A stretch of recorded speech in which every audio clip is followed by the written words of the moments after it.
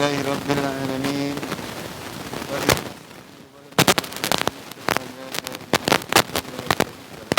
وأشهد أن محمدا عبده ورسوله اللهم صل وسلم وبارك على محمد وعلى آله وعلى أصحابه أجمعين أما بعد قال الله تعالى في كتابه الكريم أعوذ بالله من الشيطان الرجيم يا أيها الذين آمنوا اتقوا الله وقولوا قولا سديدا يصلح لكم أعمالكم ويغفر لكم ذنوبكم ومن يطع الله ورسوله فقد فاز فوزا عظيما.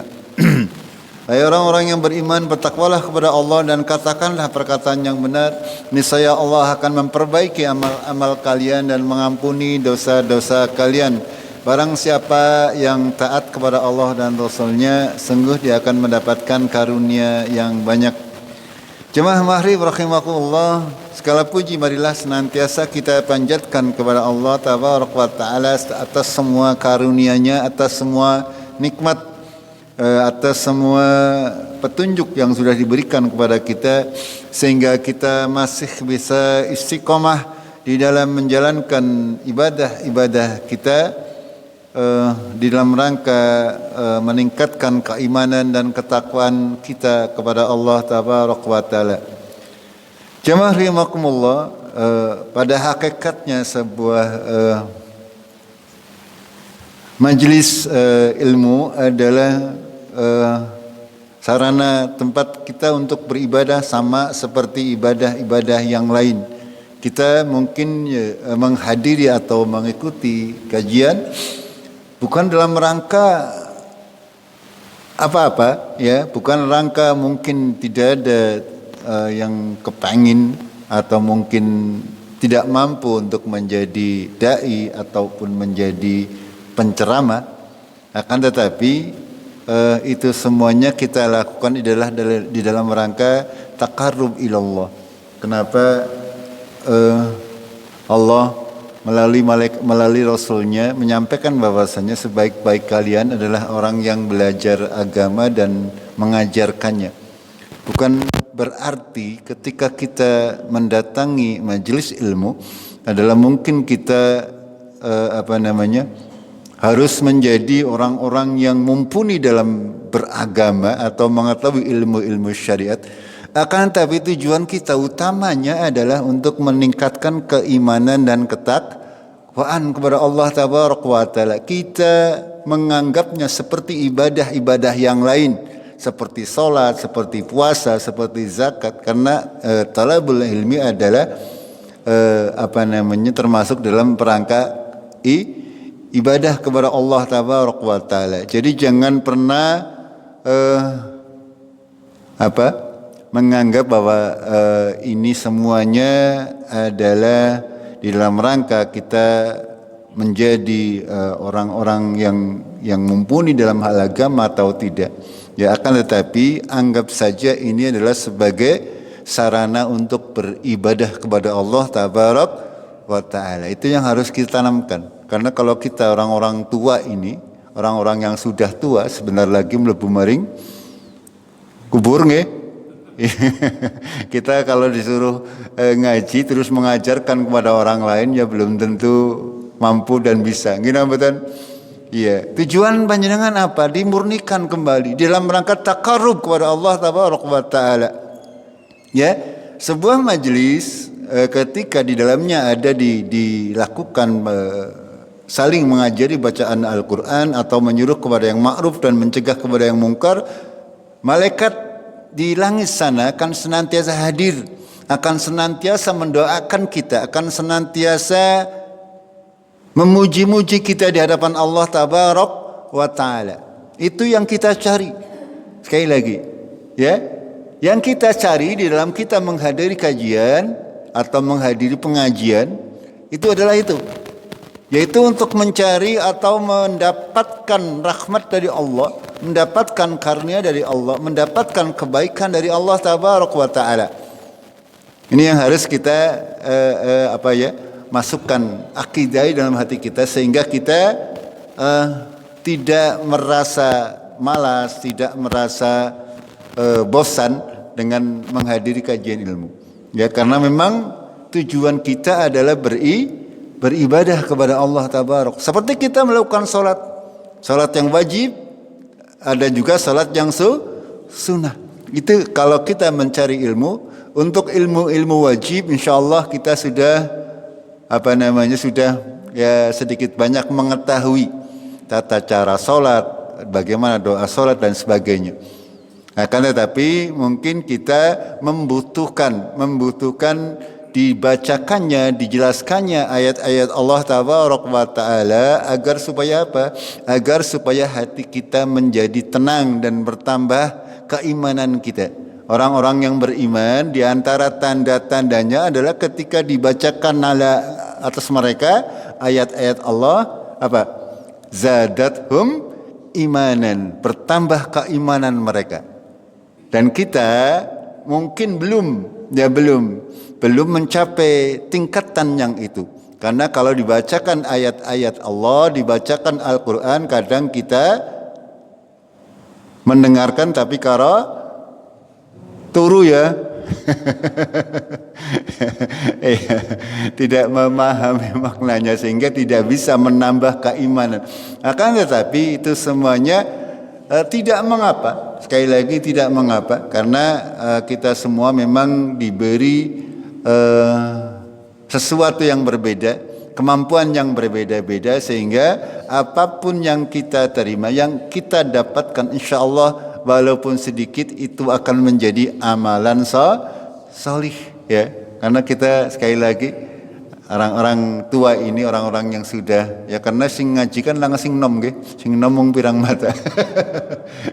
Yang ngaji orang-orang yang sudah mendekati tapi tidak apa-apa nggih.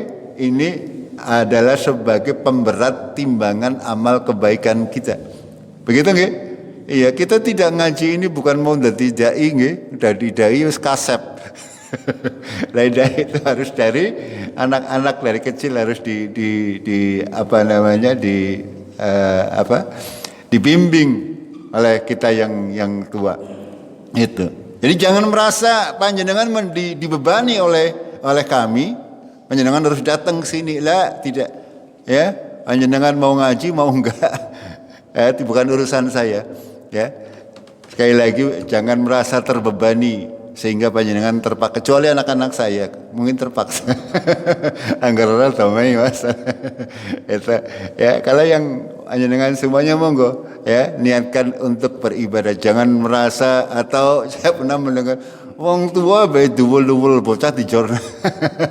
Jangan menganggap seperti itu nggih. Saya bukan apa-apa, saya sebenarnya mau saja ya. Ya, untuk mengurusi anak, mengurusi kajian orang dewasa, tidak masalah. Ketika saya punya waktu, saya punya tenaga, masih sehat, insya Allah semuanya akan kami jalankan dengan keikhlasan.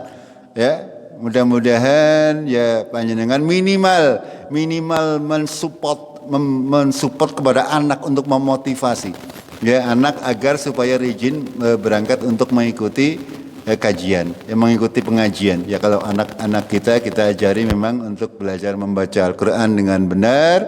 Nanti insya Allah diajari terjemahannya kalau telaten ya, Tapi baru beberapa hari ada yang kadang berangkat, kadang boten. Ini butuh orang tua, ya, butuh support daripada orang tua.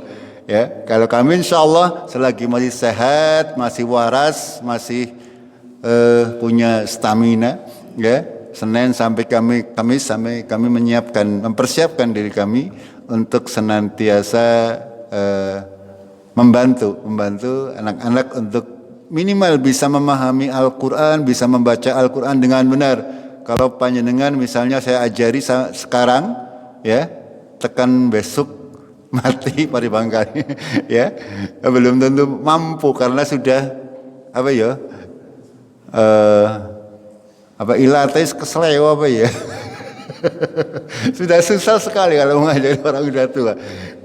Mana yang panjang, mana yang pendek, ini sudah sangat susah kalau sudah tua-tua. Nah, mudah-mudahan kalau anak-anak masih bisa. Saya selektif, saya sangat mengedepankan bahwasanya ketika memang belum bisa ke depan, bisa naik, tidak mungkin kami naikkan ke level yang berikutnya karena akan berakibat fatal. Ini mungkin anak-anak sedikit ada yang mulai merasa jenuh dan sebagainya, dan ini tugas daripada orang tua untuk senantiasa memotivasi, ya, memotivasi.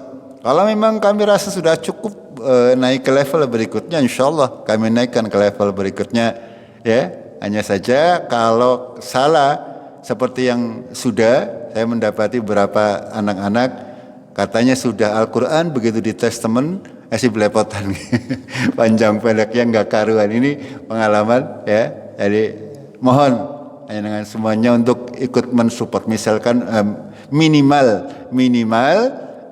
dengan senantiasa memberikan semangat motivasi kepada anak-anak untuk tidak banyak bolosnya.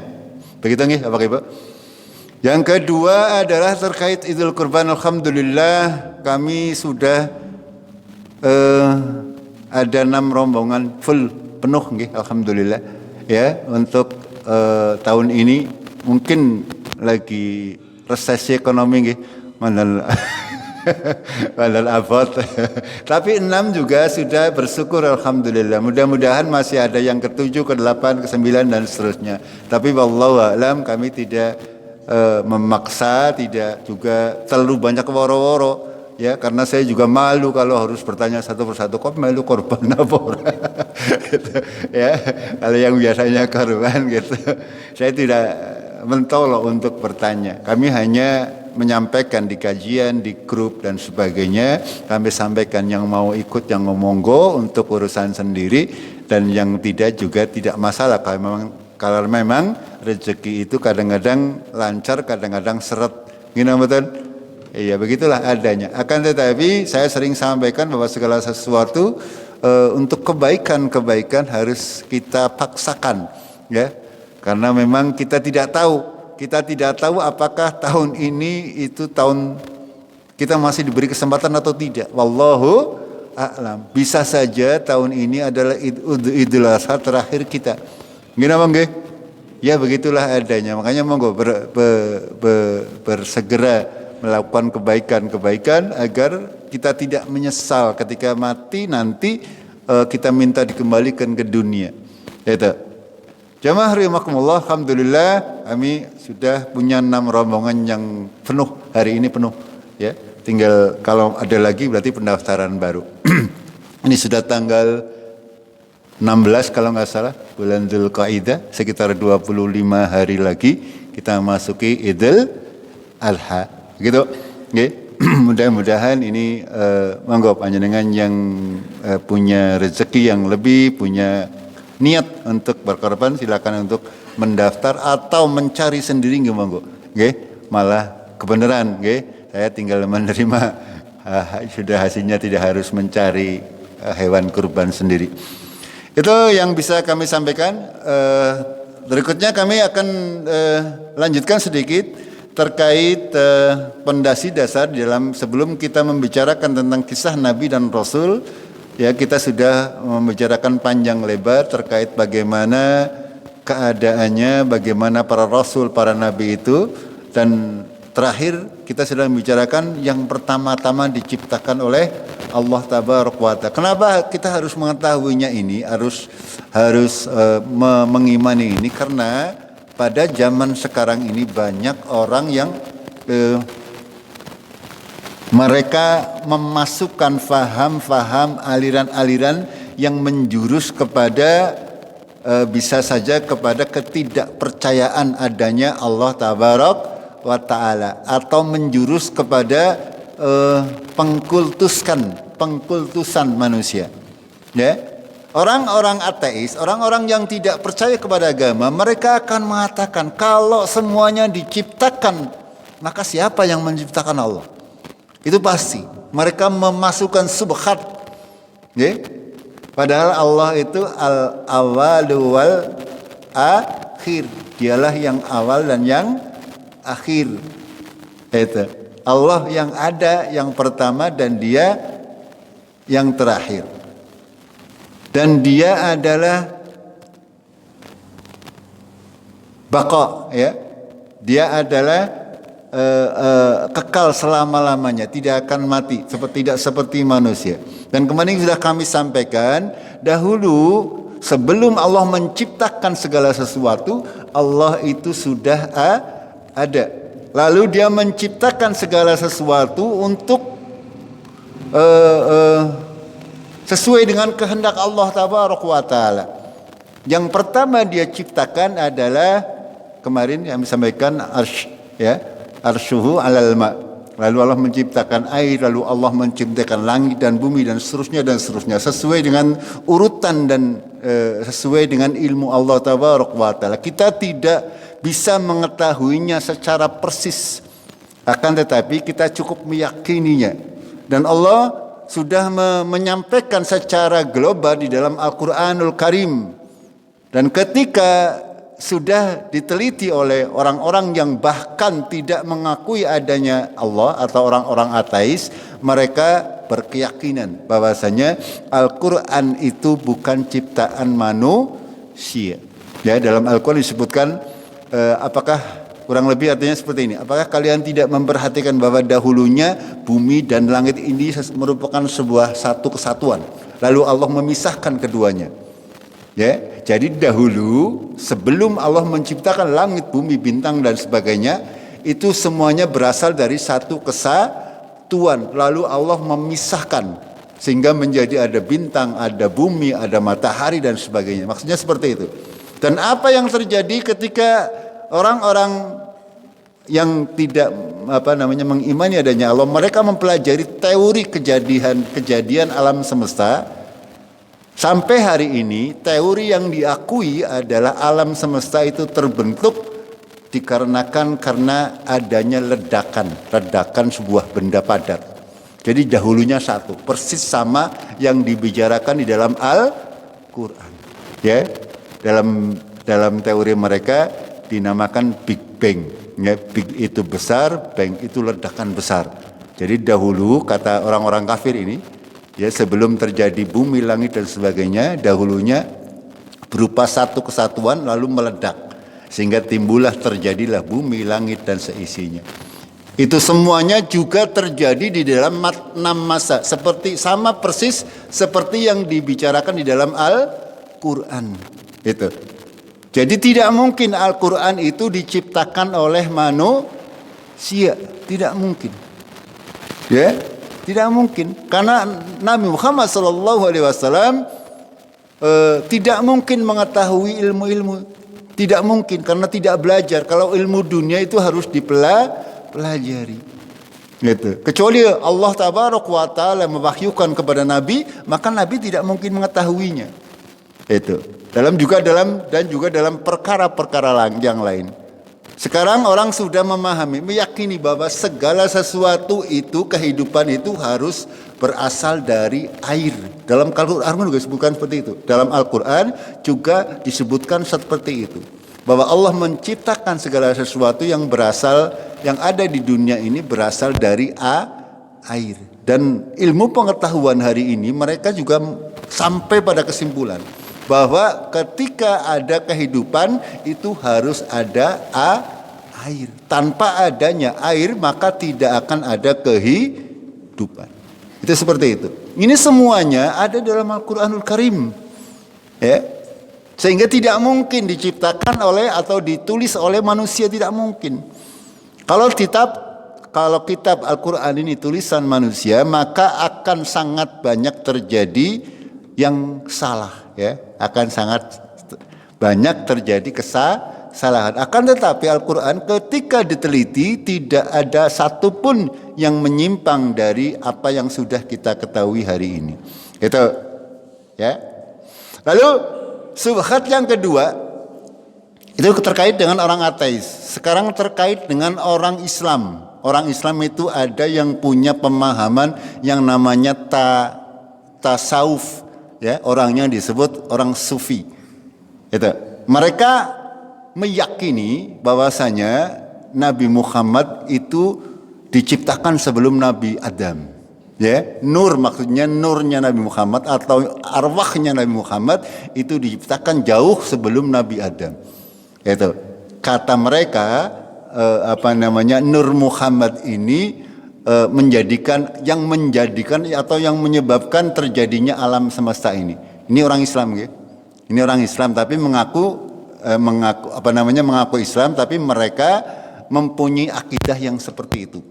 Ya, jadi kalau kita memperhatikan akidah-akidah yang seperti ini adalah kebanyakan mereka berasal dari orang-orang yang berpemahaman tasawuf, ya, orang-orang sufi. Kalau ada yang panjenengan mungkin mengenal tingkatan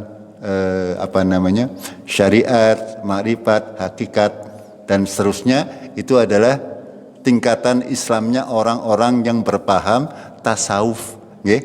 Orang-orang yang berpaham tasawuf, dan orang tersebut dinamakan sufi biasanya seperti itu. Ya, mereka banyak mengambil dalil-dalil yang berasal dari menurut ilmu mereka kasyaf, ya. Kasyaf artinya mereka mempunyai firasat dalam hatinya dari hasil daripada proses wallahu a'lam, itu semuanya semua proses yang tidak ada tuntunan dari Allah dan Rasulnya. Oke. Orang-orang sufi makanya aneh-aneh, ya. Ada orang aneh-aneh. Makanya ketika panjenengan banyak dikenal sekarang namanya wali, yaitu kurang lebih turunannya daripada pada pemahaman tasawuf ini. Ini makanya dari dalil-dalil yang ada, yang pertama diciptakan oleh Allah Tabaraka wa Ta'ala, itu semuanya membuat kita meyakini sesuatu ini sesuai dengan apa yang difirmankan oleh Allah dan Rasulnya. Ini sekali lagi, ya. Begitu juga dengan pemahaman-pemahaman yang lain. Ya, bagaimana Allah menciptakan langit, bumi, manusia dan jin, malaikat dan semuanya adalah perkara-perkara yang gaib, yang harus kita imani sesuai dengan yang datang dari Allah dan Rasulnya. Ini yang harus kita imani, ya. Rasulullah tidak pernah mengatakan bahwasanya nur Nabi Muhammad atau cahaya Nabi Muhammad atau arwah Nabi Muhammad diciptakan jauh sebelum Nabi Adam. Nabi Muhammad sendiri tidak pernah menyampaikan seperti itu. Akan tapi orang-orang tasawuf, orang-orang sufi ini mereka menyatakan demikian. Ya, kita tidak perlu meyakini itu semuanya, karena itu akan menyesatkan. Sekali lagi, akan menyesatkan. Makanya kita perlu untuk mengetahui hakikat daripada penciptaan Allah Tabaraka wa Ta'ala, hakikat daripada Nabi Adam dan sebagainya, hakikat daripada kenapa Allah mengutus para nabi dan rasul. Kita lanjutkan. Jamaah rahimakumullah, bahwasanya seluruh nabi dan rasul adalah manusia biasa. Hanya 2 orang nabi dan rasul yang mengalami proses yang luar biasa, yaitu Nabi Adam dan Nabi siapa? Nabi Isa. Kalau Nabi Adam dilahirkan langsung diciptakan oleh Allah tanpa ayah dan ibu. Kalau Nabi Isa itu adalah diciptakan tanpa seorang bapak, ya, seorang ayah. Itu perbedaannya seperti itu. Itu hanya karena Allah menyampaikan kepada kita untuk diketahui bahwasanya Allah Maha Kuasa atas segala sesuatu. Sementara nabi-nabi yang lain, rasul-rasul yang lain adalah manusia normal seperti kita. Ya. Hanya memang Allah memilih di antara hamba-hambanya untuk dijadikan nabi dan rasul. Berarti nabi dan rasul itu dipilih oleh Allah.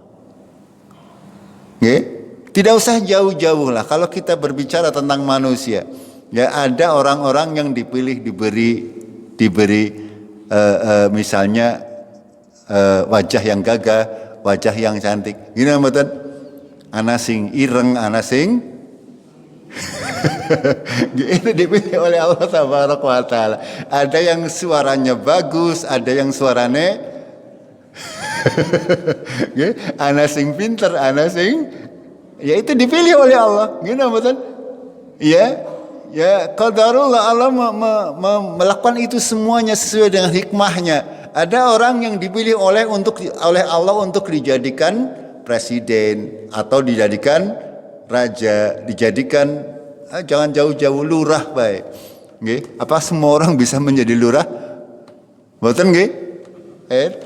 Ya ini apalagi untuk menjadi seorang nabi dan rasul. Ini hak mutlak Allah tabaraka wa taala. Jadi di antara ciptaannya Allah itu Allah memilih di antara hamba-hambanya ini untuk diangkat menjadi nabi dan rasul. Dalilnya apa? Sangat banyak dalam Al-Qur'an. Ya, contoh dalam surat Al-Hajj. Allah berfirman, Allahu yastafi minal malaikati rusulan wa minan nas innallaha sami'un basir. Sesungguhnya Allah memilih di antara para malaikat sebagai rasul dan juga dari manusia. Sesungguhnya Allah Maha mendengar lagi Maha melihat. Itu, ya. Jadi Allah memilih, malaikat diciptakan sangat banyak malaikat. Malaikat itu kalau kita hitung secara matematik itu jumlahnya jelas lebih banyak dari manusia. Setiap manusia itu dihadiri oleh malaikat raqib dan atid, sudah 2 malaikat. Ya berarti minimal 2 kali lipat. Gini betul? Belum lagi malaikat yang menjaga langit 1, 2, 3, 4. Ya. 5 sampai 7. Belum lagi kata Rasulullah sallallahu alaihi wasallam, tidaklah ada sejengkal tanah, sejengkal kesekilan nggih. Gini mboten? Gini mboten? Saya juga lupa maksud saya tanya. Ada sejengkal, ada sedepak. Sedepak kan niki nggih. Iya, sedepak, ya, sejengkal. Berarti sekilan nggih. Kata Rasulullah dalam sebuah hadis, tidak ada sejengkal tanah atau tempat di langit itu kecuali ada malaikatnya. Nggih, langit sing semana ambane 1 2 3 4 sampai 7 ternyata penuh oleh para ngapa bae tugasnya. Yang disebutkan oleh Allah tabaraka wa taala kita imani, yang tidak disebutkan oleh Allah ya kita wallahu a'lam, terserah Allah. Ya. Ada malaikat yang tugasnya mengurus menjaga pintu langit, memikul Tuhan Allah tabaraka wa taala. Ada yang tugasnya meniup trompet, ada yang tugasnya menyampaikan risalah dan sebagainya. Gitu.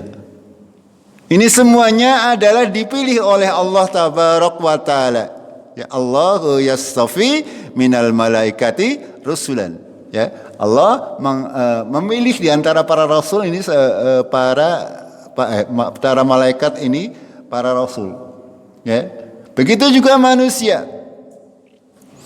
Dalam ayat yang lain surat Al-Imran, Innallaha astafa Adama wa Nuhan wa ala Ibrahim wa ala Imran 'alal 'alamin dzurriyyatan ba'duha min ba'd. Wallahu sami'un alim. Sesungguhnya Allah memilih di antaranya dari Adam, ya dari Adam, lalu dari Nuhan, ya dari Adam, terus keturunan Nabi Nuh wa ala Ibrahim dan keturunan Nabi Ibrahim wa ala Imran dan keturunan dari Imran alal alamin, atas seluruh alam. Itu. Memang Allah sudah mempersiapkan di antara orang-orang ini memang dipilih oleh Allah. Ya, kayak Nabi Muhammad SAW. Dari kecil kita sudah tahu sejarahnya.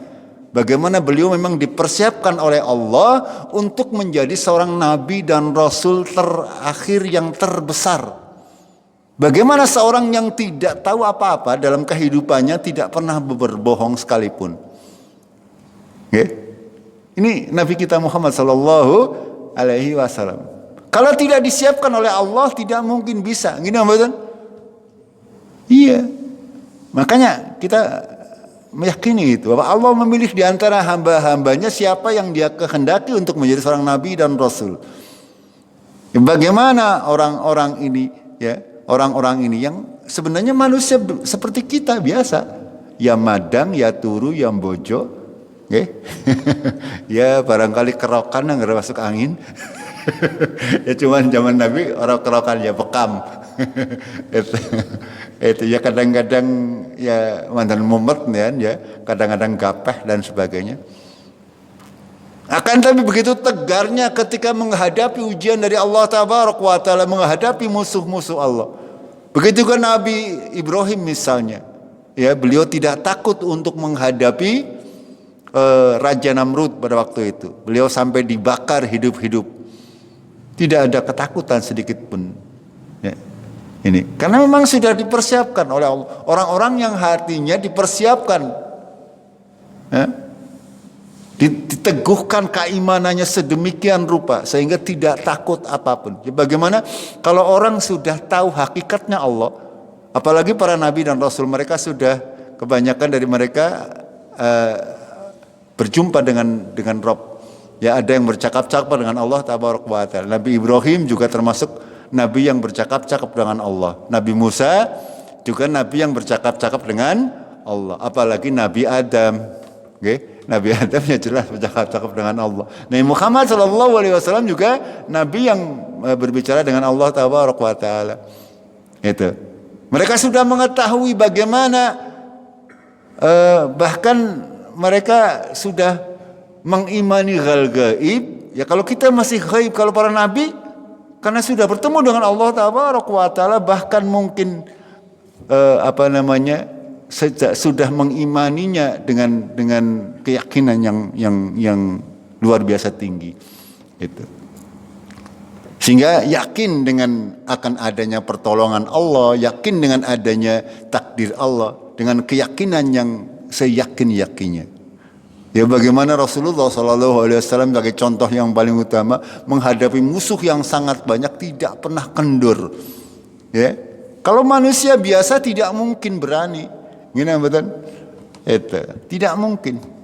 Bagaimana diriwayatkan para sahabat, misalnya ada satu orang yang diibaratkan ya bisa melawan 1000 orang. Bukan karena apa-apa, dia itu berperang karena Allah, berperang kepengin pengen mati. Nggih? Kalau orang berperang kan kepengin menang, kepengin selamat balik rumah, tentara-tentara biasa. Kaum muslimin tidak seperti itu. Ya, kaum muslimin berperang di jalan Allah itu menginginkan mati. Mulanya tidak ada yang ditakuti. Makanya ada beberapa sahabat Nabi, insya Allah kita pelajari beberapa diantaranya, ya, bisa diibaratkan 1:1000. Ya, itu karena satu orang ini bisa mengalahkan orang banyak, bisa membuat orang banyak kocar kacir. Itu. Ya, disebutkan oleh Allah, sehingga Allah memilih dari keturunan dari Adam dan keturunannya, Nuh dan keturunannya, dan juga Ibrahim dan keturunannya, dan juga ala Imran, ya, Imran dan keturunannya. Dzurriyyatan ba'duha min ba'din wallahu sami'un alim. Turunan sebagian dari mereka dari sebagian yang lain, dan Allah Maha mendengar lagi Maha mengetahui. Lalu dalam ayat yang lain Allah berfirman, wa kadzalika ja'alnakum ummatan wasatan litakunu syuhada'a 'alan nasi wa yakuna ar-rasulu 'alaikum syahidan. Ya, wa ma ja'alna al-qiblata allati kunta 'alaiha illa na'lama man yattabi'ur rasul mimman yanqalibu 'ala 'aqibai wa in kanat lakabiratan illa 'alal ladzina hadallahu wa ma kana Allahu liyudhi'a imanakum innallaha binnasi la raufur rahim. Demikianlah kami jadikan kalian umat Islam ummatan wasatan, umat yang pertengahan. Ya, ini maksudnya apa? Bahwasanya Allah Tabaraka di antara manusia yang jumlahnya kurang lebih sekarang adalah 9 sampai 10 miliar, ya. Lalu Allah memilih di antara yang banyak ini sedikit orang-orang yang menjadi apa? Ummatan wasatan, yaitu orang Islam. Dari orang Islam ini dipilih lagi oleh Allah Tabaraka wa Ta'ala menjadi orang-orang yang Islamnya temenanan maksudnya. Orang Islam itu di Indonesia katanya 85% sekarang. Sekarang kalau penduduknya 200 juta berarti 150 juta KTP-nya Islam. KTP-nya nggih. Kira-kira sing salat 5 waktu ada enggak 140 juta? Separohnya wonten mboten kira-kira? Yang salat 5 ya tidak usah jauh-jauh nang Cikadu lah.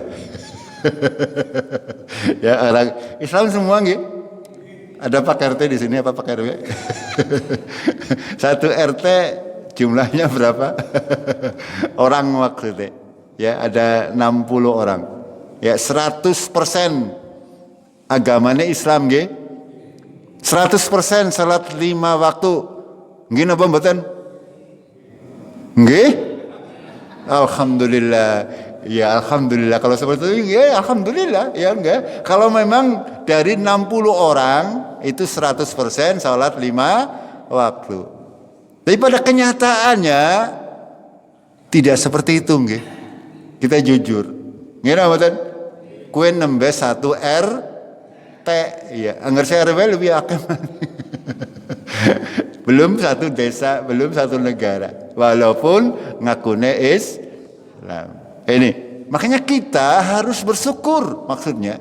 Ya, kita dijadikan oleh Allah ummatan wasatan, umat yang pertengahan, litakunu syuhada 'alan nas, agar kalian menjadi saksi bagi manusia. Kalian, ya kita tidak usah jauh-jauh, 1 RT yang tidak salat berarti besok di yaumul qiyamah panjenengan jadi saksi mereka. Itu. Ini kalian kita yang salat dijadikan saksi oleh Allah Tabaraka wa Ta'ala atas mereka yang tidak mau menjalankan ibadah. Kita tidak usah jauh-jauh ya. Saksi kita ya orang-orang yang sekitar kita. Mereka tidak akan bisa mengelak ketika ditanya, kenapa kamu tidak salat? Kenapa kamu tidak puasa? Ya, nyong orang ngerti ini. Kita tampil. Nah buktinya itu. Saksi tetangga kamu, teman kamu, saudara kamu, mereka salat. Kenapa kamu sendiri yang tidak salat? Itu seperti itu maksudnya. Kurang lebih nanti seperti itu. Maksudnya ummatan wasatan litakunu syuhada 'alan nas wa yakuna ar-rasulu 'alaikum syahida, dan Rasul Muhammad sallallahu alaihi wasallam itu menjadi saksi atas keislaman kita maksudnya. Nggih. Rasul yang akan menjadi saksi kita besok di yaumul qiyamah ketika kita menghadap Allah Tabaraka wa Ta'ala. Rasul yang bersaksi, ini umatku. Ya. Itu. Wa ma ja'alnal qiblata allati kunta 'alaiha illa lina'lama may yattabi'ur rasul, dan tidaklah kami jadikan kiblat yang engkau berkiblat kepadanya kecuali agar kami mengetahui orang-orang yang mengikuti Rasul dan orang-orang yang berpaling ke belakang. Dan ini adalah sangat berat. Ini ayat ini adalah terkait dengan pemindahan kiblat. Dahulu zaman awal-awal Nabi ya, itu pernah salat menghadap Masjidil Aqsa. Menghadap mana? Sekarang menghadap Israel. Ya, bukan menghadap ke Mekah. Ya, ini kisah tentang pemindahan kiblat. Lalu Allah memindah kembali setelah beberapa saat Nabi salat menghadap Masjidil Aqsa, lalu dipindah lagi ke Masjidil Haram. Ya, itu seperti itu. Karena itu seperti adalah perintah Allah Tabaraka wa Ta'ala. Ya. Dan itu semuanya kaum muslimin mereka sami'na wa ta'na. Ya, kecuali orang-orang yang memang di dalam hatinya ada penyakit. Ketika Rasulullah memerintahkan segala sesuatu, mereka ngeyel, ya, tidak mau mengikuti perintah Allah dan Rasulnya. Itu. Wa ma kana Allahu liyudhi'a imanakum innallaha bin-nasi la'ufur rahim. Ya. Dan tidaklah Allah akan menyia-nyiakan iman kalian. Sesungguhnya Allah kepada kaum muslimin, kepada manusia yang beriman maksudnya la'ufur rahim, suhuma pengasih lagi maha penyayang. Itu diantara ayat-ayat yang menandakan bahwasanya Allah Tabaraka wa Ta'ala itu memilih di antara hamba-hambanya siapa di antara mereka yang diangkat menjadi rasul, diangkat menjadi nabi, diangkat menjadi ulama, ya diangkat menjadi orang-orang alim, ya siapa di antara manusia secara umum yang dipilihnya menjadi orang Islam. Di antara orang Islam siapa? Di antara mereka yang benar-benar menjalankan keislamannya. Oke? Gimana betul? Iya. Di antara yang benar-benar, yang sudah sholat, yang sudah zakat dan sebagainya, ada juga Allah memilih di antara hamba-hambanya itu mungkin yang diberi kelebihan satu sama yang lain. Ada yang diberi kelebihan harta, ada yang diberi kelebihan ilmu, ada yang diberi kelebihan tenaga. Ya, itu semuanya adalah agar supaya apa? Agar supaya kehidupan ini bisa berjalan. Itu. Ya, itu. Yang kedua, dikit lagi, bahwasanya kisah para nabi adalah sesuatu yang gaib, tidak diketahui kecuali melalui wahyu. Ini sekali lagi ya. Semua kisah para nabi dan rasul adalah sesuatu yang gaib. Tidak boleh kita menyampaikan segala sesuatu yang gaib kecuali berdasarkan Al-Quran dan As-Sunnah. Misalnya tadi, ya akidahnya orang-orang tasawuf, orang sufi yang mengatakan bahwa Nur Muhammad atau rohnya Nabi Muhammad diciptakan terlebih dahulu, ya sebelum Allah menciptakan segala sesuatu bahkan. Itu akidah mereka. Ini semuanya tidak ada dalam Al-Quran maupun hadis sahih. Makanya tidak perlu kita imani. Ada yang menyatakan misalnya Nabi Khidir sampai sekarang masih hidup misalnya. Ya, itu tidak ada dalam Al-Quran maupun As-Sunnah. Maka tidak perlu kita mengimani. Yang harus kita imani yang sesuai dengan Al-Quran dan As-Sunnah. Misalnya kita meyakini Nabi Isa itu tidak meninggal. Ya, Nabi Isa diangkat oleh Allah Tabaraka wa Ta'ala ke langit, dan beliau akan turun menjelang hari kiamat. Ya, itu contoh hal-hal yang harus kita imani sesuai dengan yang diwahyukan oleh Allah Tabaraka wa Ta'ala. Kalau ada orang-orang yang menyatakan bahwasanya Nabi Isa disalib, ya kita tidak orang andel. Ya tidak percaya, wong Allah menyatakan bahwa Nabi Isa itu diangkat. Yang disalib itu adalah orang yang diserupakan dengan Isa. Dalam Al-Quran disebutkan seperti itu. Kita mengimani kepada Al-Quran. Ya, kita tidak mengimani apa-apa yang dikatakan oleh mereka yang mengatakan Nabi Isa dibunuh untuk menebus utang tuh ya, Bu. Ya menentang gun nggih. Ya. Kalau dosa itu ya wala taziru waziratun wizra ukhra. Seorang tidak akan menanggung dosa orang lain. Itu.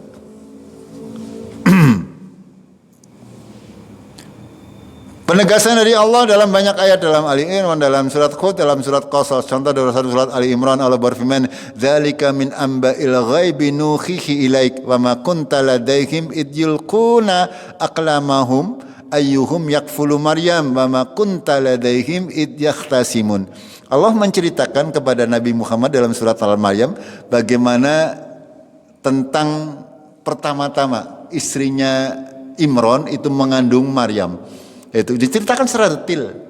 Ya, padahal Rasulullah hidup pada zaman Imran hidup. Betul nggih? Iya, tidak tahu. Makanya Allah menyampaikan zalika min amba'il ghaib. Demikian terkait dengan berita-berita ghaib, nuhihi ilaik, yang kami wahyukan kepadamu Muhammad. Wa ma kunta ladaihim id yulquna aqlamahum. Tidaklah engkau berada bersama mereka ketika mereka orang-orang Bani Israel ini mereka mengundi anak panah. Untuk apa? Ayyuhum yakfulu Maryam. Siapa di antara mereka yang akan membesarkan Maryam atau mengasuh Maryam? Ya. Maryam ini dilahirkan dari keluarga yang solih, sehingga para pemuka Bani Israel mereka berebut untuk mengasuh Maryam. Ceritanya seperti itu, sehingga harus dilakukan pengundian siapa di antara mereka pembesar-pembesar ini yang akan mengasuh Maryam. Ini semuanya skenario dari Allah Tabaraka wa Ta'ala. ya, qadarullah beberapa kali undian yang mendapatkan undian tersebut adalah Nabi Zakaria. Itu seperti itu ceritanya di dalam surat Ali Imran, panjenengan bisa membacanya secara detail, di situ disebutkan. Ya, Rasulullah Nabi Muhammad SAW tidak mengetahui, karena Rasulullah hidup kurang lebih sekitar 700 tahun setelah Maryam. Ya, bagaimana Rasulullah Muhammad tahu? Ya, tidak mungkin. Karena Allah yang memberi tahu. Wa ma kunta ladaihim id yahtasimun. Tidaklah engkau bersama mereka ketika mereka berselisih tentang siapa yang akan mengasuh Maryam. Ini contoh ya, bahwasanya segala sesuatu yang gaib atau kisah para nabi dan rasul ini pada hakikatnya semuanya adalah hal yang gaib. Tidaklah diketahui kecuali melalui wahyu tentang penciptaan Nabi Adam, tentang Nabi Idris, tentang Nabi Nuh, tentang banjir dan sebagainya, tentang Musa. Semuanya itu adalah sesuatu yang gaib. Kita tidak boleh mengimani sesuatu yang gaib yang tidak berdasarkan dari wahyu. Itu. Ini diantaranya ya yang mendasari pemikiran atau mendasari sebelum kita mempelajari kisah para nabi dan rasul dan juga para sahabat Nabi Shallallahu Alaihi Wasallam. Apa yang kita dapati dari wahyu itu adalah pasti benar dan itu pernah terjadi di masa yang lalu, yang harus kita imani, yang harus kita jadikan ibrah, yang harus kita jadikan pelajaran untuk kita manfaatkan di kehidupan kita. Sampai di sini dulu, insyaallah kita lanjutkan di kajian yang akan datang. Kita akhiri dengan kafaratul majlis. Subhanakallahumma bihamdik asyhadu an la ilaha illa anta astaghfiruka wa atubu ilaik. Assalamualaikum warahmatullahi wabarakatuh.